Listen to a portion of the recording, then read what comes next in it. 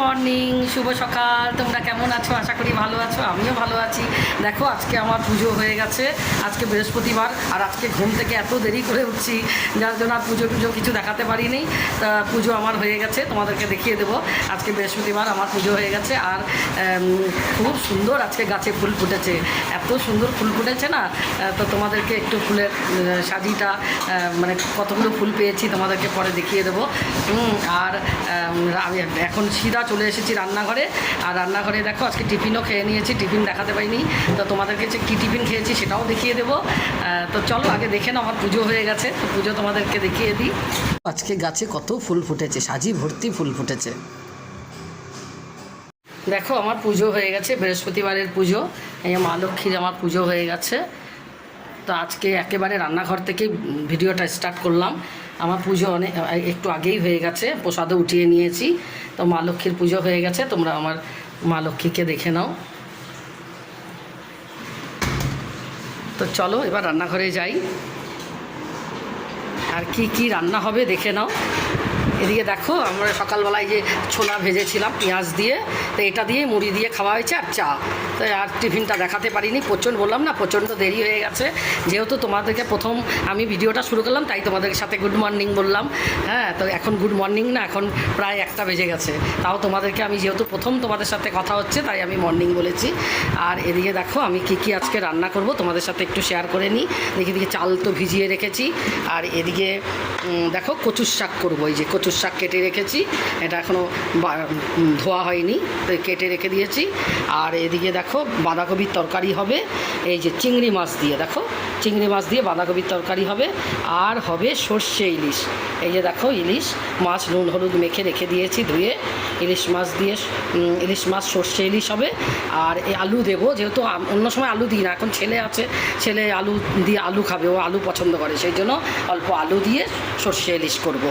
আর এদিকে দেখো এই যে ইলিশ মাছের মাথা দিয়ে কচুর শাক হবে। তো এটাই আজকে রান্না হবে, বাঁধাকপির তরকারি চিংড়ি মাছ দিয়ে, ইলিশ মাছের মাথা দিয়ে কচুর শাক আর সর্ষে ইলিশ। তাই এটাই আজকে আমার রান্নার রেসিপি। তো তোমাদের সাথে যতটা পারি শেয়ার করার চেষ্টা করব, সাথে থাকো। চলো বন্ধুরা, এখনকার মতো আগে রান্না সারি, তো তোমাদের সাথে দেখো যতটা পারি শেয়ার করার চেষ্টা করব। তোমাদেরকে দেখানো হয়নি, দেখো এই যে সর্ষে বেটে, এই যে সর্ষে বেটে এটা দেখো ছেঁকে নিচ্ছি। তাহলে এরকমভাবে ছেঁকে সর্ষেটা দিলে না গ্যাস অম্বল হয় না। সেই জন্য দেখো সাদা সর্ষা কালো সর্ষা মিলিয়ে, সাদা সর্ষাটা বেশি কালো সর্ষা কম। তা এই সর্ষেটা আমি ছেঁকে নিচ্ছি, এই যে বাটির মধ্যে জল দিয়ে ভালো করে ছেঁকে নিচ্ছি। দেখো তেলের মধ্যে কালো জিরা আর কাঁচা লঙ্কা ফোড়ন দিয়ে দিয়েছি। ফোড়নটা মানে একটু ভাজা ভাজা হবে, গন্ধ বেরিয়ে যাবে ফোড়নের। তারপরে গন্ধ বেরিয়ে গেছে, দেখো এখন আলুগুলো দিই। একটুখানি নুন ছিটিয়ে দিই, না তো পুরো ছিটা পড়ছে। তো দেখো আলুগুলো আমার লাল লাল করে ভাজা হয়ে গেছে। এখন আমি এখানে লঙ্কা গুঁড়ো, হলুদ গুঁড়ো দিয়ে একটু নেড়ে চেড়ে নেব। হলুদ আর লঙ্কাটা একসাথে দিলে না কালারটা ভালো হয়। একটু জল দিয়ে দেবো, জল, কারণ আলুটা সর্ষা দিয়ে তো বেশি ফোটানো যাবে না, সেই জন্য আলুটা একটু সেদ্ধ করতে হবে। আলু দিয়ে না করলে তাহলে জলটা একবারে দিয়ে দিলে হয়ে যায়। তো আলুটাকে একটু কষিয়ে নেব এই লঙ্কার গুঁড়ো আর হলুদের গুঁড়োর সাথে। একটু নুনও দিয়ে দেবো, আলুটা সেদ্ধ হয়ে যাবে।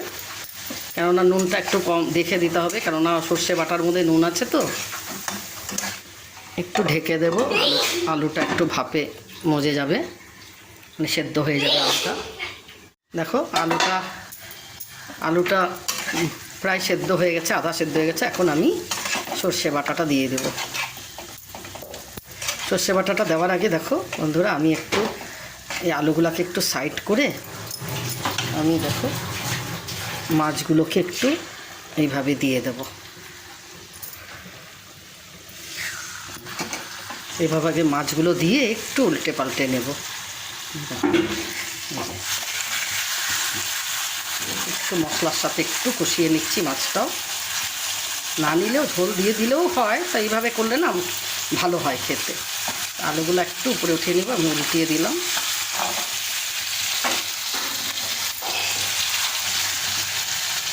একবারে করে নিলাম, আলুটা উঠিয়ে নিলে হতো, আমি একবারেই করে নিলাম, অল্প তো, বেশি মাছ হলে উঠিয়ে নিতাম।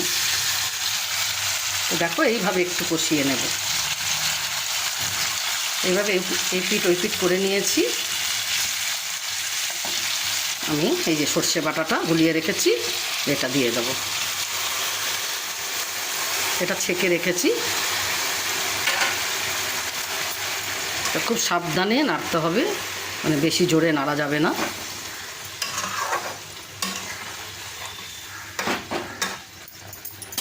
বাটিটা ধুয়ে আর একটু জল দিয়ে দেবো আমি।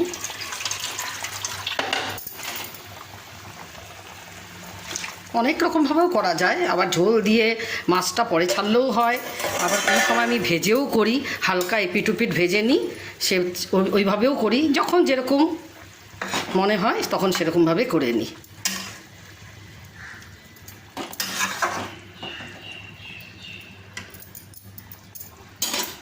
তোমাদের সাথে আজকে এই ইলিশ মাছের রেসিপিটা আমি শেয়ার করলাম। আরগুলো কী কী রান্না করেছি তোমাদের পরে সব দেখিয়ে দেবো। তো দেখো আমার মাছ রান্নাটা হয়েই গেল প্রায়, ওর মধ্যে আরেক কিছু দেখো চেরা কাঁচা লঙ্কা দিয়ে দেবো, আর অল্প কাঁচা সর্ষের তেল। আমার প্রায় সর্ষে ইলিশ রান্না কমপ্লিট। দেখি একটু ঢেকে দিই, তারপরে ফাইনালি তোমাদের দেখাচ্ছি। কচুর শাক সেদ্ধ বসিয়ে দিচ্ছি, এটা রান্না হবে। তো বন্ধুরা আমার দেখো সর্ষে ইলিশ রান্না কমপ্লিট, দেখো হয়ে গেছে। তো দেখো বন্ধুরা এখন এই যে কচুর শাকটা ভাপ দিয়ে রেখে দিয়েছি, এই যে জল ঝরিয়ে রেখেছি। আর এদিকে দেখো ইলিশ মাছের মাথাটা ভাজতে বসিয়ে লেজাটা ভেজে রেখে দেবো, ভাজা খাবো, এটা ভাজা খাওয়া হবে। আর এদিকে দেখো বাঁধাকপির ভাপে বসিয়েছি, এই বাঁধাকপির তরকারিটা করে নেবো চিংড়ি মাছ দিয়ে, আর কচুর শাক দিয়ে মাছের মাথাটা করে নেব।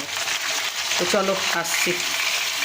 তো বন্ধুরা আমার রান্নাবান্না কমপ্লিট, দেখো ঘেমে অস্থির অবস্থা একদম শোচনীয়। এখন যাব চান করব, স্নান করে তারপরে খাওয়া দিব, মানে আর পারছি না, এত গরম পড়েছে।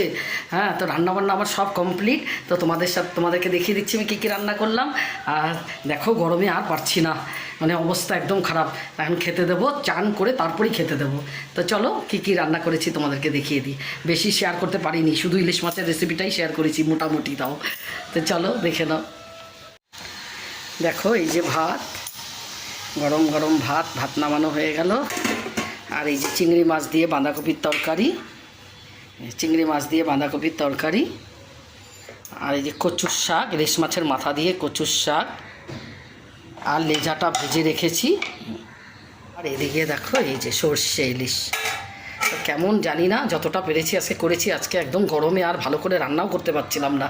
তো দেখো এই যে আমার সর্ষে ইলিশ রান্না হয়ে গেল। তো সব কমপ্লিট রান্না, তোমাদের সাথে যতটা পেরেছি শেয়ার করলাম। তো চলো বন্ধুরা খাওয়ার সময় আসছি। তো রান্নাবান্না কমপ্লিট তো হয়েছে, হাজব্যান্ড আর ছেলেকে খাওয়াও দিয়ে নিয়েছি, কেন ওরা বসেছিল অনেকক্ষণ, আমাকে বলছে মা খেতে দাও। তা আমি অনেক দেরি হয়ে গেছে আজকে রান্না করতে করতে।